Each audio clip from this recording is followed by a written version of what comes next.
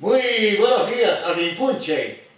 Para Eduardo y su corresponsal Julio Mendívil, hoy tocaremos en el tema cultural sobre la trascendencia ideológica de Clorinda Mato de Turner, que les dará a conocer el historiador Freddy Saloma. Estamos en el barrio histórico de San Blas, en el Cusco. Dicho esto, ya le damos la bienvenida en el idioma quechua, que se dice Punche. Muy buenos días, Freddy.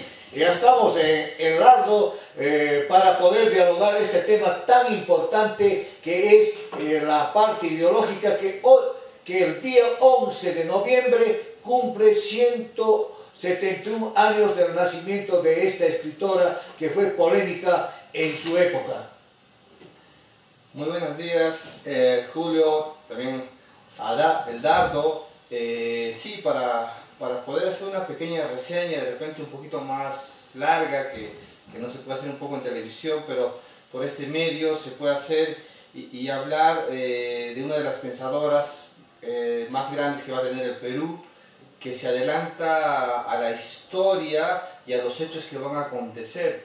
Cuando ella nace, a los 5 años, ella pierde a su mamá, que es Grimanesca Concepción Usandivaras Gárate. Su papá es Ramón Mato Torres, pero al quedar huérfana de madre, va a comenzar a indagar, a comenzar la educación muy notable, porque su papá y su abuelo eran abogados, uno era juez supremo, para que cuando ella llegue a los 19 años, una niña a los 19 años, ya tenía las ideas claras acerca de lo que iba a hacer en su vida, y también tenía ideas ya de comenzar a escribir a los 19 años para pequeños prensa del Perú, el Correo. Entonces, pero tiene un rol académico muy importante, y yo creo que esa formación lo va a dar su papá y su abuelo. Habría que indagar un poquito más. Pero entonces quiero hacer un hincapié para los oyentes de Lardo, desde Cusco. Es de la generación de Flora Tristán y de Trinidad Enríquez, la primera mujer abogada en el Cusco, ¿no? Y los movimientos. Yo quiero decir, estas tres mujeres tenían una formación doctrinaria dentro de la religión católica. ¿Qué sucedió? ¿Qué pasa, Freddy? Bueno, mira, hablando de Clorinda Mato de Flora Tristán, ellas estudian mucho el contexto aquí, que son de familias ricas, no son gente pobre. Ellos estudian la parte importante que tiene la visión católica, religiosa, que es la escolástica, que se va a plantear en 1600 por los jesuitas, que significa liberación de pensamientos y cultos. Y también significa liberación, también libertad, para el complejo sentido que la religión no solamente es dogmática, sino es histórica y es mucho más rica dentro de los que ellos la entienden así. Entonces ellas son católicas, las tres. Las tres. Y Clorinda Mato de Turner, con su seudónimo, escribe las tradiciones, es igual que Ricardo Palma. ¿Cuál es la trascendencia de esas tradiciones? Ejemplo, María Angola, las tres cruces de Arcopunco, el diálogo tísico con mucha temperatura, muchas tradiciones más. ¿Qué apreciación tienes ideológicamente? ¿Cómo ella va haciendo las tradiciones populares para convertir, que despierte, que había un explotador tras de ellos? Claro, en realidad, Clorinda Mato de Turner es muy amiga de Ricardo Palma. Tienen muchas conversaciones, tienen cartas entre ellos, en la cual Ricardo Palma menciona que es su discípula predilecta, porque ve en ella los dotes de interpretación, no solamente histórico, de conocimiento de su entorno, sino que también explora el tema de la filosofía, el tema de las historias secretas que existen. Entonces, una de las cosas que me llamó la atención, que ella ya estaba estudiando a Da Vinci y acerca de los anagramas, que significa transposición de palabras para decir algunas cosas. Ella practicaba eso. Entonces, ya se adelantaba al secreto de Da Vinci. Sí. Entonces, vamos a ser un poco tajantes acá. no se alarmen, estimados oyentes de Cusco, estamos en el Lardo, dando a conocer su posición ideológica. Entonces, ya tenía la posición que Jesús era María Magdalena su mujer. Así tajante vamos a hablar, Sí, en realidad Enrique Coelho Neto, que es brasileño, le pasa un documento a ella acerca de María de Magdala. Entonces, María de Magdala. Sí, entonces estos documentos, para entender los documentos de María de Magdala, son documentos que solamente ciertas personas podían tener, eran documentos muy cerrados, o sea, llegar a los evangelios de María Magdalena, de Felipe, era increíble. Era imposible a menos que tú estuvieras codeada con los más grandes pensadores que te dieran la información y ella va entendiendo que como toda persona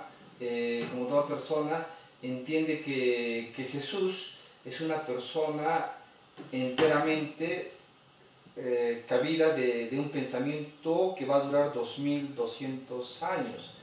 Ella entiende ese principio. No es tanto de que es como todo hombre tiene necesidades, y en el tiempo que se habla de Jesús, todo judío tenía mujer. Era normal en la época, o sea, decir que Jesús no lo tuvo es un poco difícil. Difícil, ¿no? Pero el clero pues puede denunciar este destape que hacía y que estás haciendo frente a la porción ideológica de Clorinda Mata de Tormes. Y esto, claro, lo enuncia en una novela donde va contra el clero, contra el abuso, Ave sin nido. Nos repetimos, Ave sin nido, ¿no? ¿Cuál es la apreciación? Si tú dices que era una luchadora y ve que Cristo era un ser humano y cumple la ley judía de tener como cualquier judío su mujer, entonces estaríamos haciendo un destape que esta mujer ya se adelantaba para su época. Es que hay que saber interpretar, o sea, hay muchas órdenes dentro de Europa, especialmente las templarias de 1100 a 1300, que sabían acerca de esto y se utiliza como excusa para matar a los templarios, pero la información va a quedar.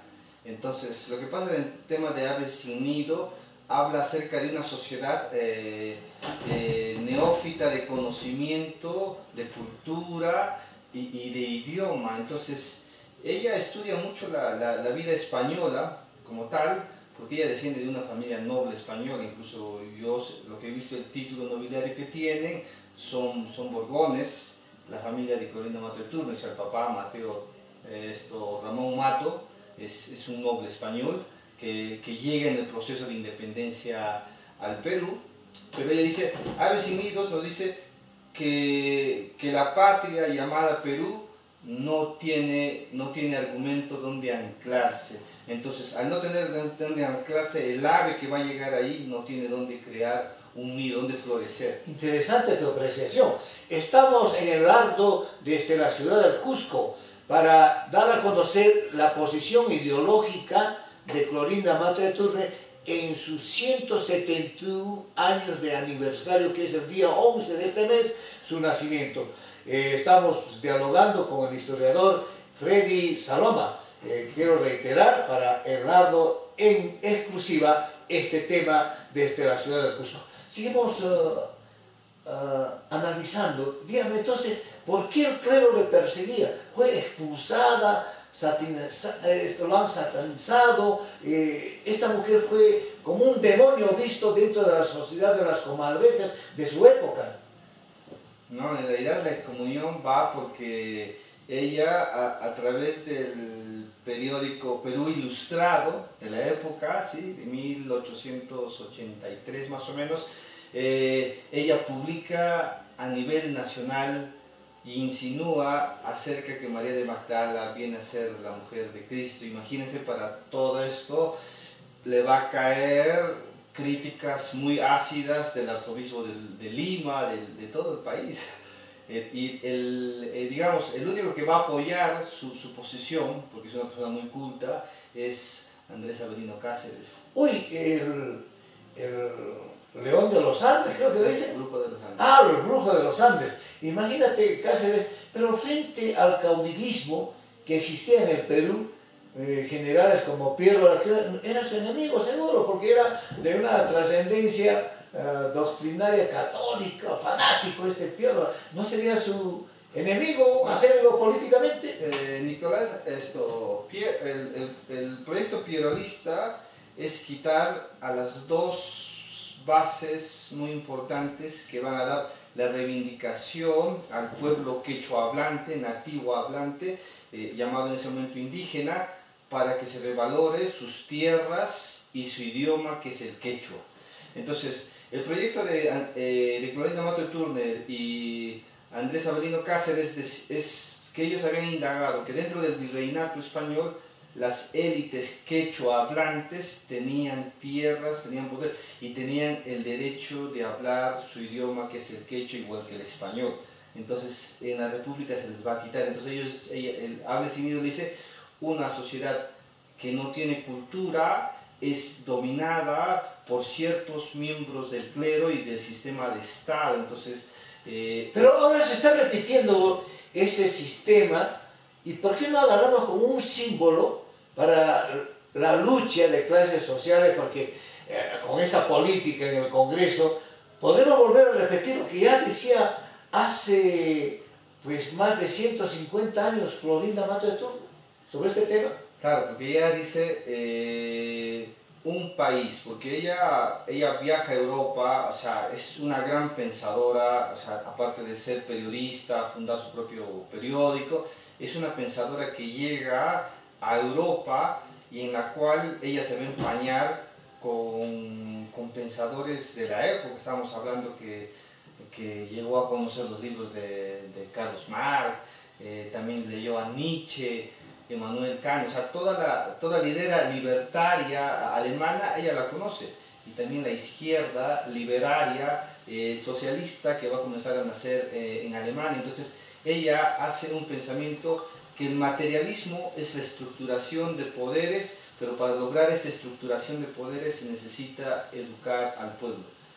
Y ella dice, y devolverles la tierra que injustamente se les ha quitado dentro de la República. Entonces ella lucha una visión que tenía España dentro de América, pero lo plantea en 1890. Entonces la oligarquía o los criollos ya acomodados de la época no pensaban devolver un metro de tierra. Estás destapando frente a las mentiras históricas que nos hacen creer dentro de la educación secundaria hasta universitario. Pero esto, ¿por qué no se dice en la actualidad? ¿Por qué? ¿Cuál es la razón, Freddy? Tiene que ser tajante, porque estamos en un programa muy sintonizado, el largo, que lo ven todos, y ojalá que sea un aporte cultural para los que pues, están sintonizando este programa tan cultural, la parte ideológica en los 171 años de Clorinda Mato de Turner. Ah, mire, lo que ella plantea, ¿qué significa estructuración de masas dentro de las sociedades de un país? Significa que las decisiones y la gestión política en educación es muy importante, como ella lo vio en Europa, que recién estaba comenzando también a hacer este trabajo, pero de hecho, si un pueblo se comienza a educar, va a ser la base para poder construir algo. Entonces, como tú a una niña que estudia en el colegio Clorinda Mato de Turner le vas a decir, parécete a Clorinda Mato de Turner? Tú estás llamada a ser Flora Tristán y pensadoras de ideas de representación y autocrítica a un país si tú no le enseñas cultura, educación, filosofía. La filosofía hace que la niña comience a pensar. Entonces yo, sin dudarlo, puedo decir que sus abuelos, su abuelo y su papá comenzaron a enseñarle filosofía del tiempo. Estamos hablando de 1870, ya donde todo esto había crecido y estaba evolucionando, y solamente las grandes élites tenían la información. Entonces, para hacer algo dentro del país, esto significa reestructurar la educación para que no se viva dentro de un tema de que nosotros le llamamos propaganda política. La propaganda política es ideología que se le vende a un país para que crean lo que ellos quieren creer, pero no investiguen más. Porque tú no te puedes parecer ni a Ricardo Palma ni a Andrés Avelino Cáceres si no tienes la formación adecuada. Y si no tienes eso, eres neófito en cualquier campo. Entonces, y ha venido y denuncia eso, un pueblo que tiene miedo es porque nunca ha sido culto. ¿Sí? Oye, entonces esta Dina Boluarte, usurpadora, no ha leído a esta mujer del Perú profundo, de los Andes, porque pues, hasta esa época Apurímac pertenecía al Cusco, ¿no? Claro. Entonces, es abismal el pensamiento de esta mujer frente a esta usurpadora que está en el Estado ahora, ¿no? Sí. No tiene el sentido filosófico, la doctrina andina, ¿no? ¿Cuál es la posición finalmente? ¿Cómo llega la doctrina de Clorinda Mata de Turner en esa época a la sociedad? ¿No? Tendría pues enemigos como el clero, ¿no? Principalmente el Estado, ¿no? Pero ¿por qué fue expulsado y se refugia en Argentina y escribe en grandes medios de comunicación? Claro, o sea, era la pensadora del siglo en América. Entonces hay que entender que mientras eso pasaba, recién los Estados Unidos estaba formándose como país y recién Estados Unidos le había quitado en 1950 territorio a los mexicanos, entonces estaba haciendo el robustecimiento económico. Ella viaja a los Estados Unidos y mira con esto la visión que tienen los americanos comparada con la visión andina que tiene acá. Entonces dice, viajar a Estados Unidos es lo más seguro que puede haber que venir al Cusco. En el Cusco de Cusco a Lima son más de 1000 kilómetros, te podían matar en el camino. Entonces, regresando a Dina Boluarte, ella no tiene la formación que tiene un pensador en filosofía. Tiene un pensamiento que podríamos decir que está basado simplemente en la propaganda del país y que ha formado el país. ¿Ya? Entonces, la propaganda no significa, la propaganda es simplemente te dicen esto es negro y vas a creer que es negro. Entonces, lo que ella, la parte abismal que tienen es que Dina Boluarte nunca ha sido autocrítica. Y Clorinda Mata de Turner sí fue autocrítica al sistema de gobierno, al sistema de la religión. De hecho, ciertos miembros de la iglesia cometen actos de violación y tener familias y todo eso a través del miedo. Entonces ella replantea lo que dice los jesuitas: la educación es primero dentro de un país para que este país pueda florecer. Si no hay una educación... Freddy, entonces estamos cometiendo errores abismales en este siglo, ¿no? La educación pues es el último coche. Entonces yo diría así tajantemente, para salir de toda esta ignorancia, tenemos que tener tres frases: educación, educación y educación.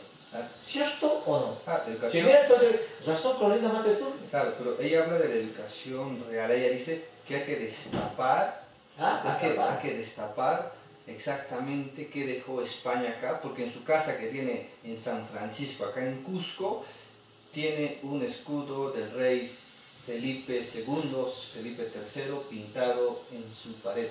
Entonces, una persona liberal, republicana, de pensamiento autocrítico, tiene un símbolo español en su casa, porque ella revalora lo que deja España y lo que le deja a su familia de ella dentro del Perú.